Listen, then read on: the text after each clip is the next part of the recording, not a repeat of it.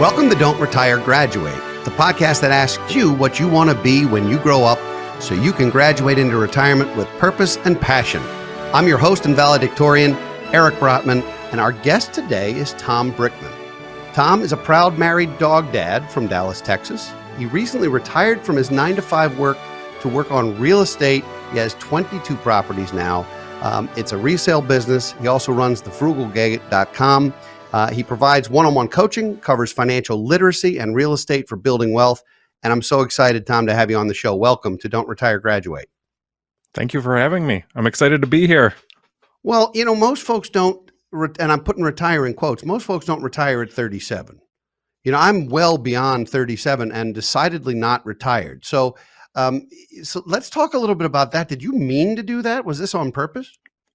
It was a goal. Yes. I've been working towards it at least 10 years. But I worked at a movie theater for almost 16 years. And I knew that I did not want to work for another employer because making more money at a different job that I didn't like wasn't going to make me happy. So I made it a goal in 2009 that I was going to buy a property a year. I had bought a couple before 2009. I bought a money pit in there and I didn't give up after that one. And I started to make money at door number 5. And I knew that if I kept buying one a year, it could get me out of here without having to go to another employer. All right. So the story, and I know a little bit about the story, and some of the properties that you're buying are buying unloved, unwanted, often unsightly properties and turning them into something else, which is, so there's some social good here too for neighborhoods as well. How did you decide to do, was that on purpose? Did you seek that out, or was that because that was what you could afford to buy when you were first buying doors? That's what I could afford to buy. And actually I just finished one, and it was a foreclosure. It was a bank owned, and it had been on the market for like 8 months, and it just sat there. It was ugly, but it was really good bones. And I threw in a really low offer. My realtor's like, "You're not going to get that." And this is just this past August. And the bank came back the next day and they're like, "We'll take your offer." So I still do it, even though I could afford more, but it's still one of those that, and then what's awesome is I put this one up for rent a couple of weeks ago. We just finished with it. We had like 19 applications the first day before people had even seen it. So people were excited. It's in a good spot and it looks really, really sharp now. So being in that spot where you can put something back in commission and this thing, it took me months just to get the electric on because it had been off for so long. So it's one of those that had sat there for 2 years, unloved and untouched. And now it's back in commission.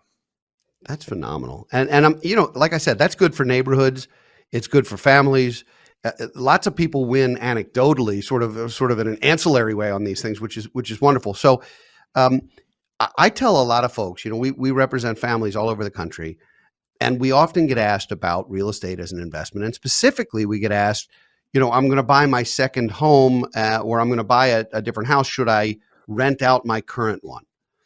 And the advice that I give, and I'm interested to hear whether you think my advice is spot on or not, the advice that I typically give is either decide you're going to be in real estate or don't. Don't have just one property, because in my mind, that's like having a portfolio with one stock, and a lot can go wrong. And you said you had a money pit. If you only have one property and you have a lousy tenant or you have significant bones issues in the home or whatever, you're sunk. You're in deep, deep trouble. Whereas if you have 10 properties and you have one lousy tenant, you can survive that. So how am I doing from an advice standpoint on the real estate side? Completely agree. Okay. And that's what I tell people when I start with them is, you know, I started making money at number 5, and it took me getting to number 5 and lots of duds and some bad tenants and an eviction. And I mean, I learned everything. I started at 21, so I had no idea what I was doing, and I was just winging it, and a terrible landlord to start because I lived at the property. I was actually house hacking, so I was not a fun neighbor, I'll say that. But I didn't know, you know, I just didn't know. I'm like, I want to live in a place that's cheaper, and that was the goal. And that first winter when that furnace went out and I had to come up with like $2,500 real quick, I'm like, I need to figure this out quick. And same thing when the water heater went out. And I mean, you just learn as you go. So yeah, I agree with that, spot on. It's not for that one door. I mean, you can do it with the one door, but again, you have to really build up your, if you're going to retire from this, that one door is not going to cut it unless it's, an amazing 18-bedroom door that you can rent out all the different bedrooms or something like that. So a boarding house. Yeah, You're gonna create basically. You're going to create a hostel somewhere in Dallas. Are all the properties you own within that radius? Are they close to? Are they all in Texas? Are they all in the Dallas region? They are not. So I have 14 doors up in Ohio, and I have 8 in Dallas. Are my 22, and I don't count my own residence as a door because it's not producing income. No, it's not. In fact, it costs you money every day, every single day. So why Ohio? Do you have ties to Ohio, or how did that happen? Everyone asks. That's where I started in college, and it was I bought a $90,000 duplex was the first one, and I lived upstairs, rented out the downstairs. It covered almost my whole mortgage. It was a perfect scenario. Left Ohio. That one continued. I still hold that one 19 years later, and it's still making me money. And I bought a bunch in Dallas. And then when I got priced out of Dallas, like 2018 is when it started to not make sense to keep buying here because I was cash flow negative. I went back, and what I found is Ohio is a great cash flow town, but a terrible appreciation town. And Dallas is a wonderful appreciation with very little cash flow, especially if anything you buy right now. So it makes sense to be in both markets because you definitely don't want to just bank on cash, and you just don't want to bank on appreciation either. So I really like that approach, because the two ways to make money in real estate are those two ways. The value of your property and your equity can grow, or you can be cash flow positive, and it's sometimes hard to be both on the same property. Is this something you're now teaching people how to do this, correct? You're coaching folks one-on-one, you're helping folks do. Are you doing co-purchases with people, or are you basically saying, here's how to do it, you're on your own, or what is the approach you're taking with that? I'm doing all of the above. I just started doing the co-purchases because there's some that, want to do it and have the money and don't have that skill set to find the right property. And, I like to make money when I'm buying the property. So when I'm signing paperwork, and I just am buying another property this week, we should go in with $4,000 equity, which isn't a ton when you think about it. But once we fix it up and get it rented, it's a solid property. And a lot of people, who come to me are the ones who are like, I tried it. I lost $50,000. I don't want to do that again. Let's try this a second time and see if we can do it right this time. So do the teaching, do the partnerships, and I'm open to all of that. And it's case by case with me because I don't want to take on something that I don't think I can help you, or in a market that I'm not familiar with. Because when you contact me and say, let's go to Kentucky, I say, you are good in Kentucky. I am not. I don't have a team there. I'm not going there. But it's case by case with all of that. Are you, how do you handle some of the liability issues? Are you doing LLCs per property? Are you setting up entities to protect you if one tenant falls down the stairs in their property, to protect the other 21 doors? Like, how are you handling some of the legal stuff? Yeah, I usually batch them. So it's like 2 or 3 properties in an LLC, and that's for legality, and that's for loan purposes. And so, yes, I have multiple different LLCs across the states set up. And, there's some LLCs with just one door. And then there's some, like Ohio, when I'm buying a $50,000 door, we'll group 3 properties together. Got it. So that way you're sharing some of the liability, but you also can share some of the cash flow. So if 2 of them are positive and one's negative, you can offset that and so forth. So for sure. So you've got a team of, I presume, a team of people who do the work, the rehabs, so you must have 2 full crews in Texas and Ohio at this point, or people in every fix up opportunity. You've got plumbers and electricians and carpenters and all those folks in all these towns, or just handymen? What? A mix of both. Like I have a really strong plumber in Ohio that I wish I had in Texas, and a really strong contractor in Texas that I wish I had in Ohio. So I have a mix of a really solid team across the 2 states. And even as late as last year, I was burned on a project where I hired an electrician. He did half the work. He asked for the second half of the draw. I paid him the money, and then he ghosted me. So that was a $3,500 lesson. So it happens. And that, I try and, explain that to people. And I hadn't worked with this electrician before this project. And I needed a certain set of stuff done per the city, per the permit. And he's like, yes, I can do it. And he did do half. And then he just went missing. Wow. So Now that it happens. happens. Now, what do you do when that happens? I mean, obviously you eat it, but are you yelping to make sure that nobody else gets taken by these folks? Like, are you doing sort of helping others with due diligence when you run into a bad apple, or are you sort of just letting it be? With that, I didn't Yelp because there was no Yelp available for that. But I did do a report because he was licensed to the state, and it came back that the license that he was using was his father's license. So it's just. Yeah, it gets messy. And of course, I'm like, I just had a client who bought up there, and I'm like, if you're looking for this is the contractor I'd use, and I've had good success with him. But another thing that I don't like, and I've had this happen before, if I do a referral and then they're not happy with the job, I don't want them to come back to me and be like, this looks like crap. Why did you recommend him? So I'm very careful with who I do the referrals on. I have a couple in Texas, especially, who do the new builds. So I know that they're up to par and can definitely make a client happy. So I'll definitely do referrals on them. But then there's other ones like you don't want to refer out because you need them to work on your projects. So I would say I'm selfish in that aspect where I don't do referrals on everything. Okay. Now we talked about the diversified ways to make money in real estate. Are there other things you're looking to do to diversify your own personal income so that you're not fully dependent on real estate, specifically on rentals? Yeah, right behind me, I am in my eBay room, and the reason I do so everything behind you is for sale. Everything behind you is for sale.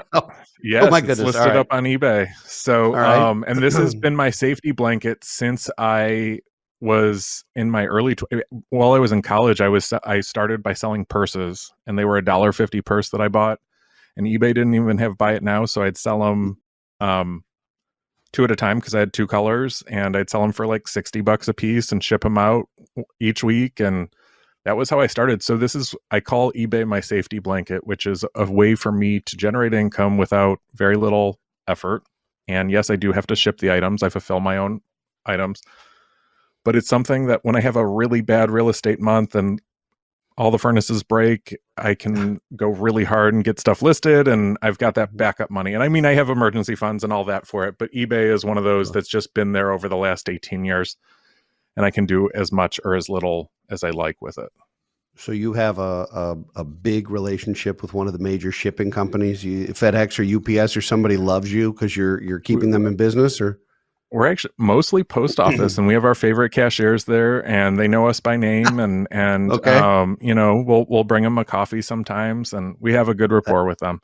And we don't do a ton, but we'll do like 5, 7, 10 sales a day. So we're not like a huge, and again, that's at my pace, and that's where I'm at. And there's times where I'll travel up to Ohio, so I can't be here to ship items. So I don't like to overload, but I also like it. So if I need something coming in, I've got that always. I find your professional life fascinating, because it is so foreign to me, because and I run 3 companies and I'm at them, and it's very hands-on, and you don't have to deal, you're working with contractors, but you don't deal with employees. You don't deal with office space. You don't deal with employee benefits and all those kinds of things. Of course, you have to make sure you're taking care of yourself and doing some of those, which I presume you have done, your own retirement plans and those things, I hope. If you haven't, we'll talk after. Yes.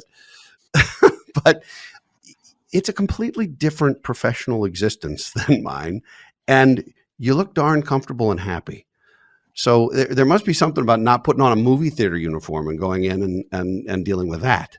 This has to be a huge, huge shift, and a wonderful one for you. What's it feel like to wake up in the morning, to know that you've already made money that day while you're making your coffee, and to know that everything you're doing now is accretive?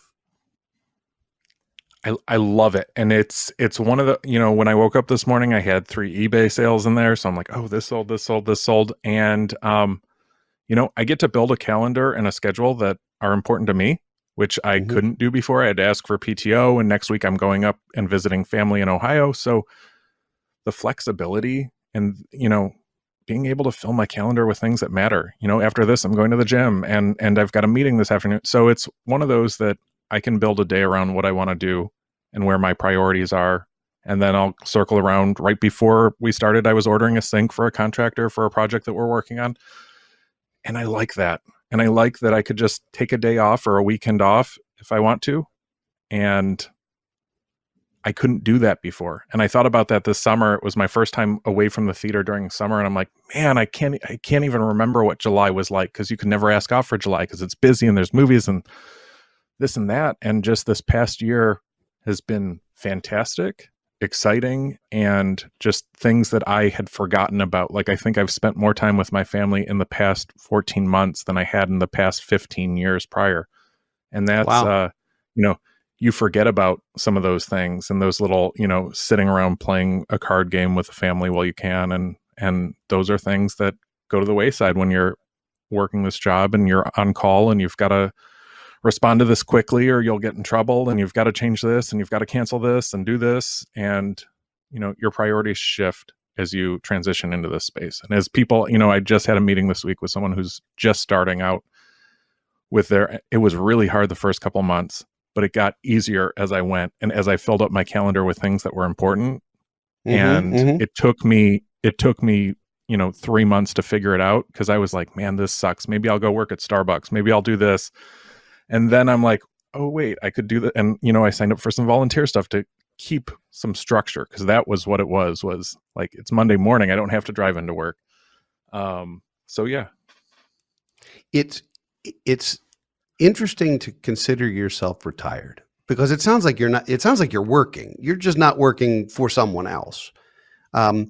If you were to never buy another property, could you live comfortably or reasonably comfortably, as you define that, on the cash flow coming from the doors you own now?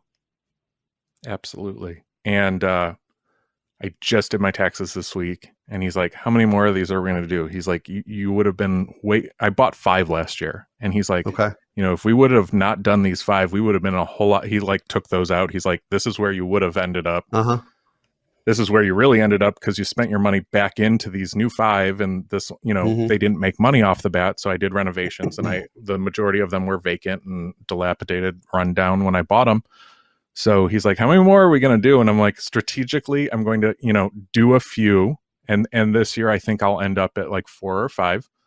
Okay. But again, some of them are the partnerships, but I will strategically upgrade. So like some of the older ones, maybe it's time to sell off that duplex, because as I do this, what you like more and not. And I don't want to hear about Becky smoking downstairs and complaining with this neighbor. And I'm and I have a manager, but some of the tenants have been there so long. I have some that have been there 12 years now. So I was the self-managed person. So I still get contacted when Becky's outside smoking, and I don't care. I don't even know who Becky is at this moment, but I'm still getting contacted by some of the older tenants.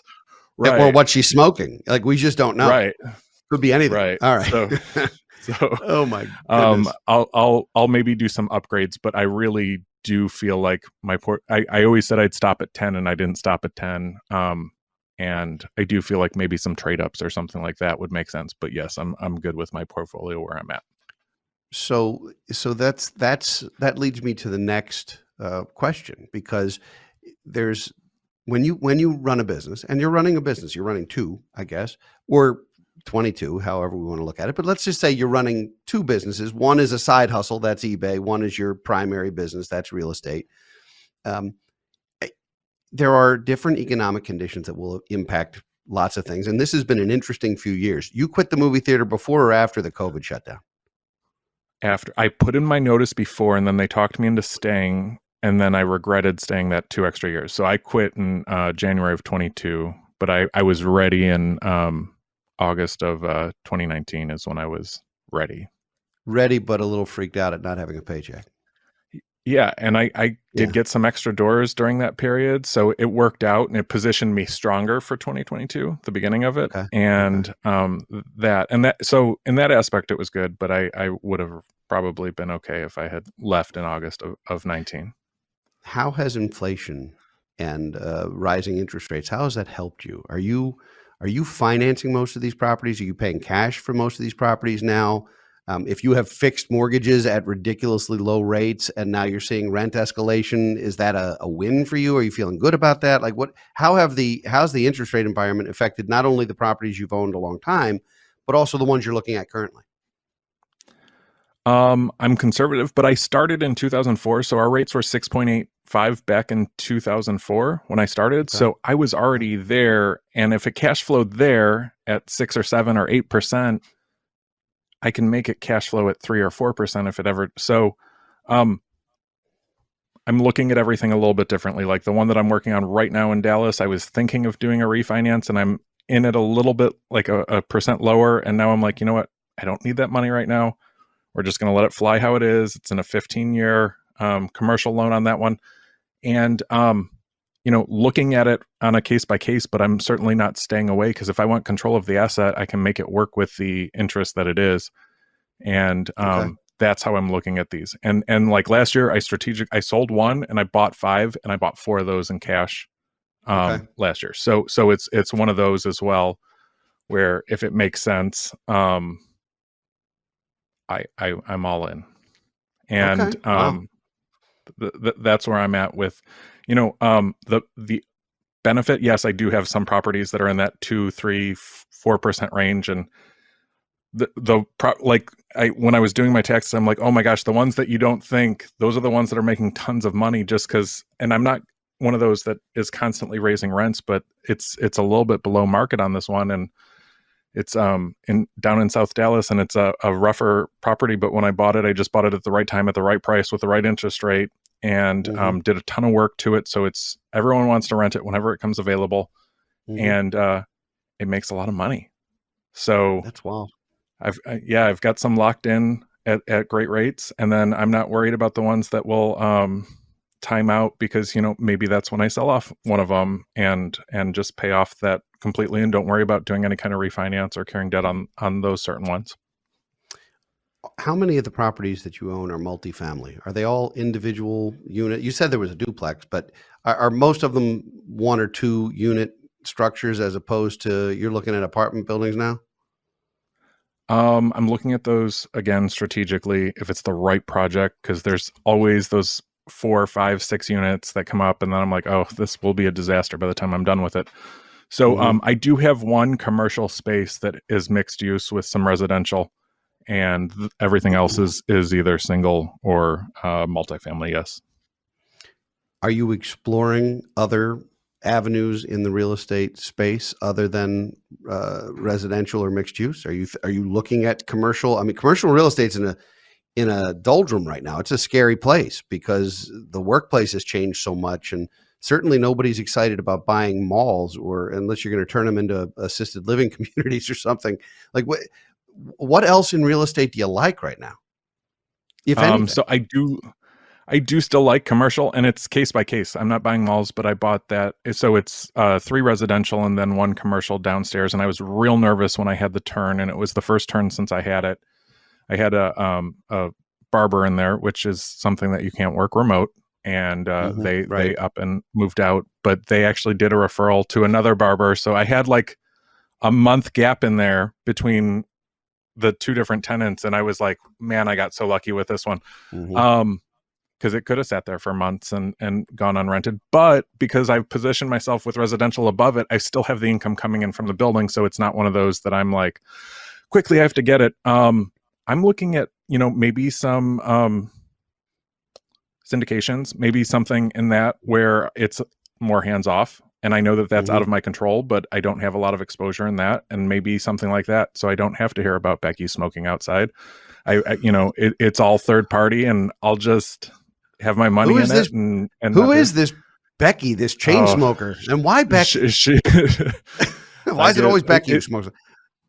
I have 3 or 4 tenants that have been there a really long time. So I still get contacted on stuff that I pay a manager to handle anyway.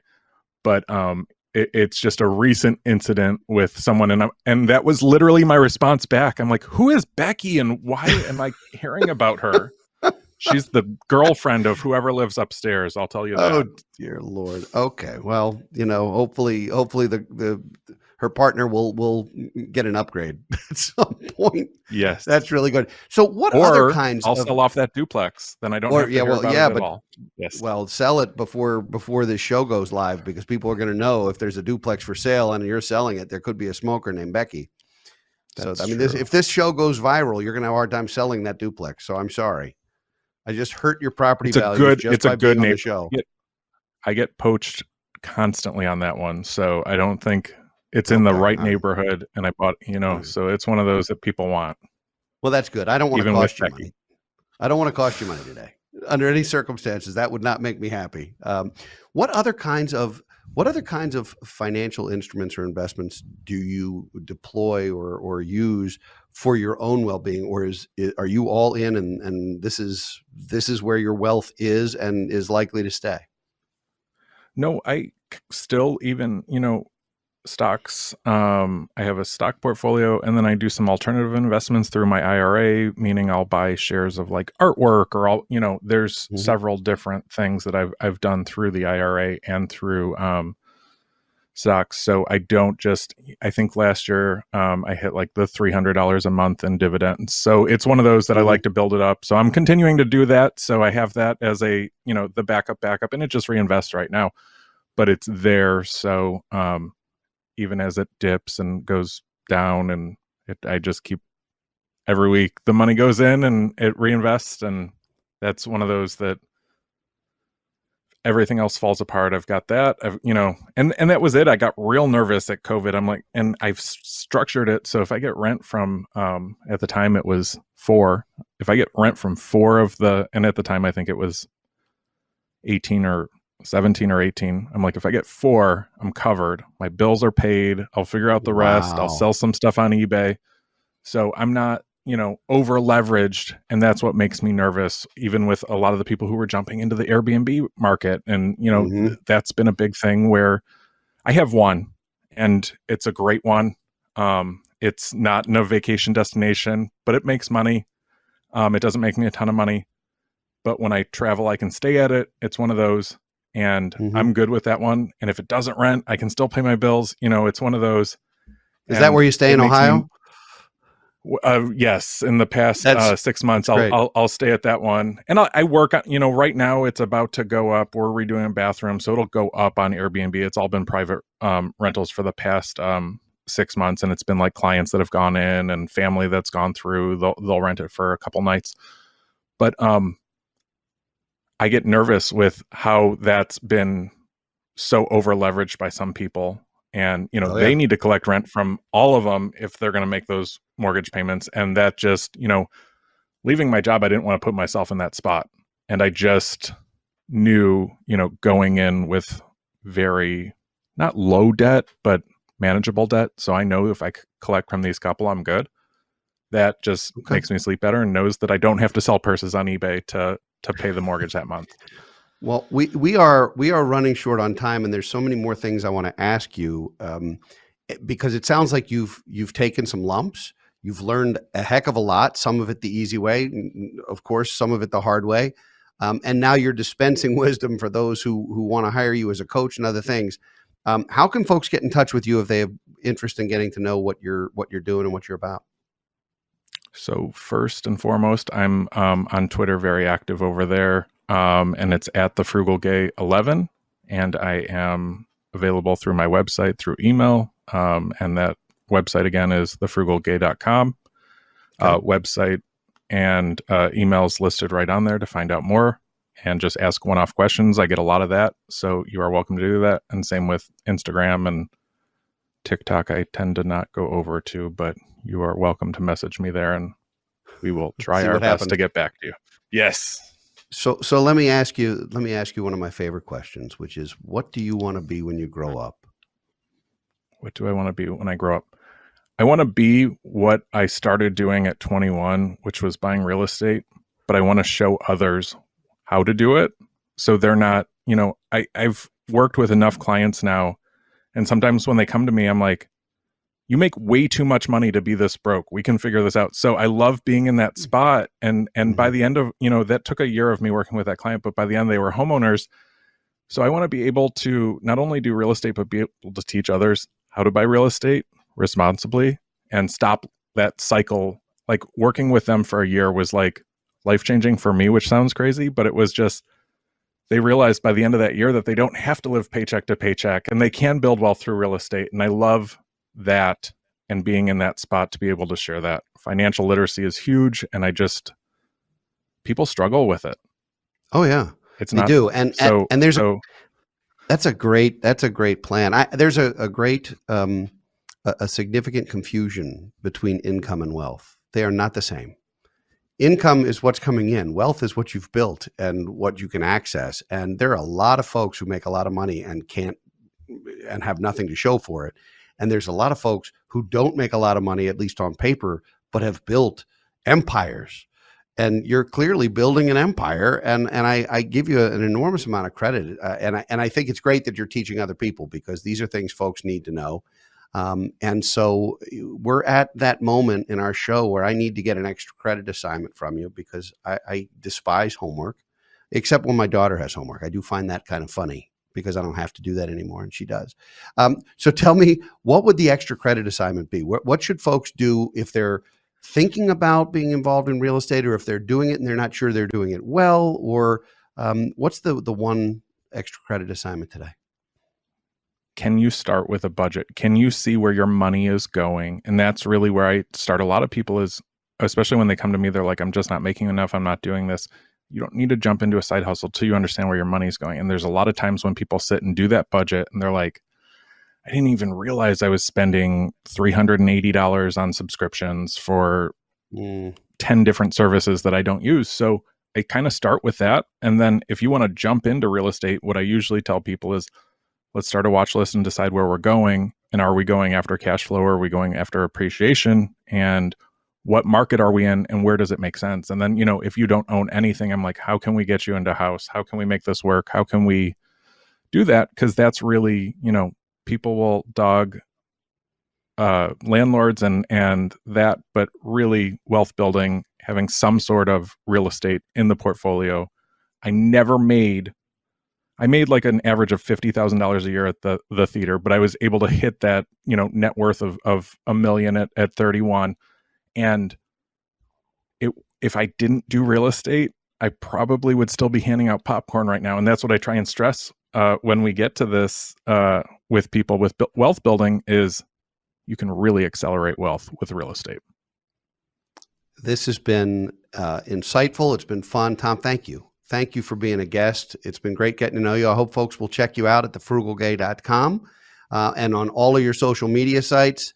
And I hope we'll continue to collaborate down the road. You never know. And it's been just a pleasure having you on the show. Thank you. Thank you for having me. I'd like to thank all of you for listening and watching today. We'd love to hear from you. So please send us a message or leave us comments at don'tretiregraduate.com. If you enjoy our show, share it with friends and family so they can join you on your journey to financial freedom. And please leave us ratings and reviews on social media or your favorite podcast platform. We'll be back next week with another installment of Office Hours, and in 2 weeks with another engaging guest. For now, this is your host, Eric Brotman, reminding you, don't retire, graduate. Don't Retire, Graduate is part of the Evergreen Podcast Network. Securities offered through Kestra Investment Services, LLC, Kestra IS, member FINRA, SIPC. Investment advisory services offered through Kestra Advisory Services, LLC, Kestra AS, an affiliate of Kestra IS. Kestra IS or Kestra AS are not affiliated with Brotman Financial or any other entity discussed. We'd never admit it, but deep down, we all get at least some pleasure from bad things happening to somebody we don't like. History's full of stories about bitter enemies being mutually horrible. Usually nothing good comes of it. But sometimes, you get soul singers James Brown and Joe Tex, or 17th century nun Sor Juana, and the entire Catholic Church duking it out and dramatically changing our world. On Beef with Bridget Todd, we tell the stories of those petty feuds behind some of the greatest art, innovation, and global events. Listen to Beef wherever you get your podcasts.